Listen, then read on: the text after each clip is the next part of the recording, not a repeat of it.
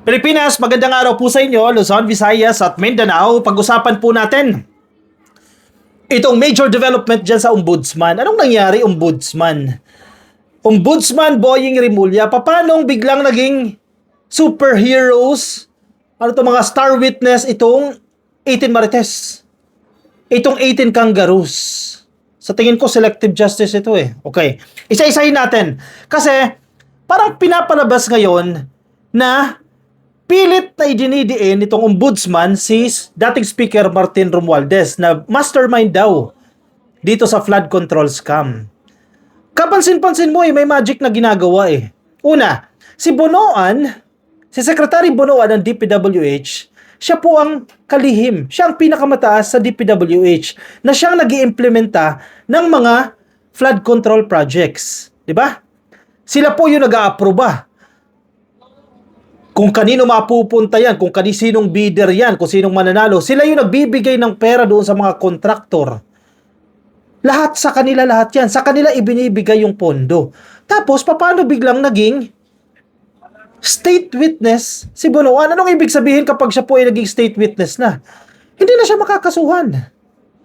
Hindi na siya makakasuhan. Samantalang, sinabi mismo ni Yusek Bernardo that time ng DPWH, na 1 billion na punta kay Bonoan. Paano ngayon ombudsman naging state witness yan? Diba? Dapat, malinaw naman sa ating kondisyones, para maging state witness ka, dapat hindi ikaw yung most guilty. And obviously, si Bonoan, hindi siya yung least guilty. And posible na kasama siya sa mga most guilty personnel. Tapos bigla siya naging state witness. Ano? May mga teorya, may mga analysis na sinasabi, okay, Bonoan, idiin mo si Romualdez. Analysis po ito, walang conclusion, wala pong confirmation, etc. Mga analysis lang ito as the events unfold. Habang nagdi-develop po yung mga event, parang ganyan po yung nangyayari. Bakit biglang all of a sudden, naging state witness si Bonoan, all of a sudden, naging mainit sila kay Romualdez, samantalang noon nyo pa iniimbestigahan yan eh. Wala kayong makitang direct evidence. Ka-coffee, pinagtatanggol mo si Romualdez. Makulong man o hindi si Romualdez, wala akong mapapala. Kung makukulong siya dahil sa ebidensya, then be it. Yan ang sinasabi ko palagi. Kung nagkasala siya, hindi pwede nagkasala lang sa social media ha, then ikulong ninyo. Pero pinag-uusapan natin dito, totoong ebidensya, hindi yung gawa-gawang ebidensya. Kung makukulong yung isang tao dahil sa gawa-gawang ebidensya, unfair po yan. Kung makukulong yung tao dahil yan ang gusto ng kung sino man na mga kakampi ninyo o ng mga DDS para makampante, gagawa kayo ng ebidensya para makulong si Romualdez. Yan ba hindi po tama yan? Doon tayo pumunta sa kung saan tayo tinatahak ng ebidensya. Again, wala akong mapapala kung makulong si Romualdez o hindi. Kung sino ang tinuturo ng ebidensya, doon tayo magpunta. Hindi yung gagawa tayo ng ebidensya para makulong yung gusto natin makulong out of convenience. Hindi, kasi gusto ng tao makulong si Romualdez eh. Kasi pinsan ni Marcos yan eh. Out of convenience. Sige, ikulong na natin. Lagyan na lang natin ng gawa-gawang ebidensya. Unfair po yan. Doon tayo kung ano yung sinasabi ng ebidensya. Magkaroon ng preliminary investigation ng ICI. O ano sinasabi ng ebidensya na yan? May nakita ba silang direct evidence linking Romualdez? Wala. Ombudsman, may nakita ba kayong ebidensya? Di ba matagal na yung final dyan sa inyo? Bakit hindi umuusad? Kasi wala kayong matibay na ebidensya. Tapos ngayon, hindi ko alam kung anong nangyari dyan, bigla niyong pakikinggan itong mga kargador. Itong Marites. So, ibig sabihin din pala niyan, naniwala kayo dun, 8 daw po yan eh. Ilan yan sila? 8 daw po na kinuhaan ng individual affidavit at nagko-corroborate daw po yan. Doon sa mga deliveries ng maleta kay Romualdez. So, ibig sabihin pala niyan, kung naniniwala kayo dyan sa mga 18 kargador na yan, naniniwala din kayo na nag-deliver kay Sandro Marcos, na nag-deliver sa Malacanang, etc. Yun pala yun. O bakit si Romualdez sinisingle out ninyo? Kasuhan nyo si Marcos. Kasuhan nyo si Sandro Marcos. Kasuhan nyo yung mga senador na pinagbabanggit. Total, naniniwala kayo sa sinasabi ng 18 kargador eh. Hindi pwedeng naniniwala kayo para lang sa side ni Romualdez at hindi kayo naniniwala para sa side ng ibang mga senador. Yun ang selective justice. Ombudsman, anong nangyari? Oh. Diba? Knowing the 18 Marites. Alam niyo kung paano kumilos yung 18 Marites eh. Dagdag bawas, dagdag bawas. Kakampi ka? O sige, wala kang natanggap na maleta. Kaaway ka, makakatanggap ka ng maleta. Una, sinabi nila si Loren Legarda, nabigyan nila. Kakampi na nila ngayon si Loren Legarda, nagkamali lang sila. Si Chis Escudero, hindi nabigyan. Nang kumala si Chis Escudero, nabigyan na ng maleta. Kung susuriin niyo yung credibility nitong 18 Marites, kaduda-duda, bakit niyo siya paniniwalaan, ombudsman? Bakit?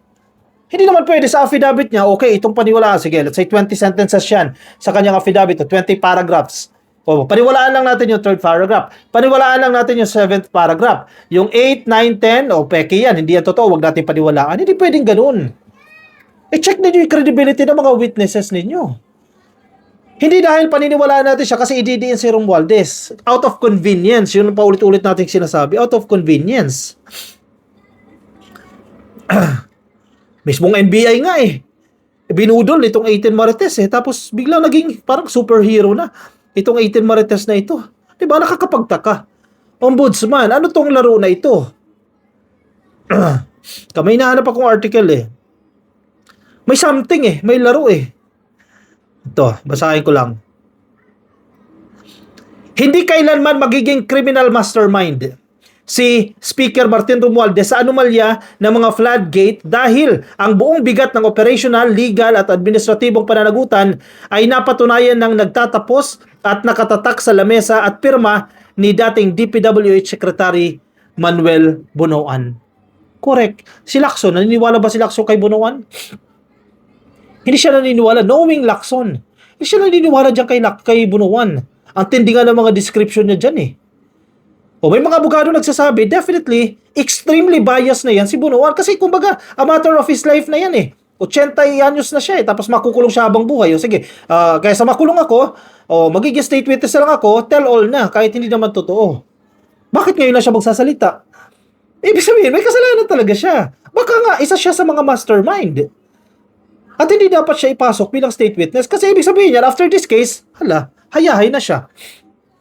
Hindi siya makukulong. Unlike Jingo Estrada na habang buhay makukulong. Unlike Bong Revilla na habang buhay makukulong.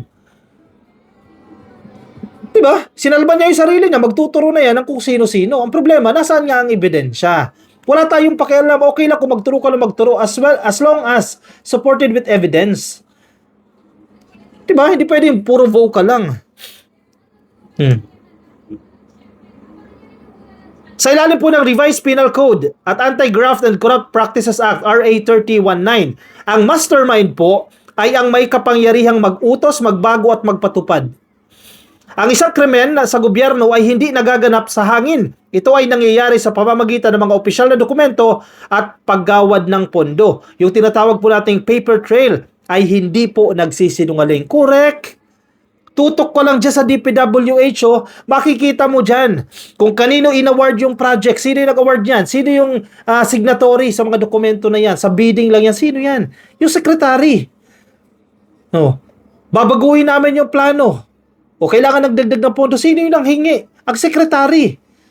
Galing ang pera sa DBM, i-disburse sa kanila, ibibigay sa kanila. Kanino ibinigay? Sa DPWH, headed by the secretary. So, imposible. Paano siya naging state witness? Isa nga siya sa may major control sa mga projects na yan. May mga ghost projects. Paano nakalusot yan sa liquidation report? Sino yung nagpapasa ng mga report? Ang secretary, signed by the secretary. Paano nakalusot yung mga ghost flood control projects na yan? Sa implementing agency. Ang mga kalokohan sa implementing agencies. Ibinigay ng DBM yung pondo na yan with the assumption na gagamitin nila ng tama yan. Di ba matagal nang usapan yan kasi noon tinuturo sa DBM Binigay sa kanila yan, gastusin niyo yan, alisunod sa mga existing laws. At kung hindi niyo nagastos ng tama yan, kayo magpaliwanag sa COA. Nagkaroon din ng sabuatan. Nakalusot sa COA. Actually, hindi lang naman sa administrasyon ni PBBM Nangyari itong mga kalokohan na ito Panahon pa ni Digong, panahon pa ni Pinoy. Talamak na yung korupsyon na yan. Tingnan mo yung mga congressman ninyo. Mga opisyal ninyo dyan. Mapipera yung mga yan. Pero hindi mo pwedeng isisi sa congressman lang. Malaki ang papel na ginagampanan ng implementing agencies. Ka-coffee, ano ibig sabihin mo? Hindi nagnanakaw ang congressman? Hindi rin. Hindi ko rin sinasabi yan. Maraming congressman na magnanakaw. Maraming congressman na mga kontraktor. Tingnan ninyo, sige, sa mga DPWH projects, tingnan nyo, ilan ang mga contractor dyan, mga congressman, sa mga probinsya. Oh, sino may sabuatan dyan? Ito yung congressman at yung implementing agency, in this case, DPWH, may sabuatan sila. O, i-award namin sa inyo yung ano, ha? Yung project. Oh, ginawa naman talaga yung project. Pero, kawawa, yung iba nila mga kalaban na contractor, nawala ng chance. Siyempre, palakasan eh. May corruption pa rin. Hindi ko sinasabing walang corruption. Hindi nagnakaw ang mga congressman. Pare-pareho kayo dyan. But, hindi dapat magtatapos lang sa VOCA. Doon tayo sa tinuturo ng ebidensya. Doon tayo sa sinasabi ng paper trail. Lahat yan, nasa DPWH yung files na yan. Bulat-latin ninyo yan. Andiyan yung mga records na yan. Paper trail tayo, hindi pwedeng sabi-sabi lang. Sabi nila, Ka-Coffee, umiiyak ka na naman kasi kakasuhan si Romualdez. Bakit ako iiyak? Kamag-anak ko ba si Romualdez? Hindi ko kamag-anak si Romualdez. Kung ikukulong niyo yan, bakit ako iiyak? Mapera yan. Kaya magbayad niya ng pinakamahuhusay na abogado para ipagtanggol ang kanyang sarili. Diba? At anong pakialam ko? Kung makulong siya. Ang punto ko, kung totoong nagkasala siya at meron kayong matibay na ebidensya, ikulong ninyo. Kahit sino pa yan, kahit si PBBM pa yan eh. Kahit si Sandro Marcos pa yan. If you have the evidence, if you have the documents, kasuhan ninyo, ikulong ninyo. Hindi yung dahil biglang magkakaroon ng magic, all of a sudden, yung 18 kargador na kinukutya natin, na kinikriticize natin dahil sa mga pabago-bagong statement, biglang magiging superheroes para idiin lang si Romualdez at yung ibang portion lang ng kanilang affidavit ang paniniwalaan natin, the rest ay itatapon na. May problema ata dyan. Ombudsman Boyeng Rimulya. Anong nangyari dyan? Diba? Nakakapagtaka. Kayo ba nagtataka? Maraming nagtataka. Mga kaibigan ko rin nagtataka eh. I-komento po ang inyong opinion, reaction dyan sa comment section para mabasa po ng iba nating mga ka-coffee. Mga nasa Facebook, please like and follow, YouTube subscribe, TikTok subscribe. I'll see you in my next video. Bye.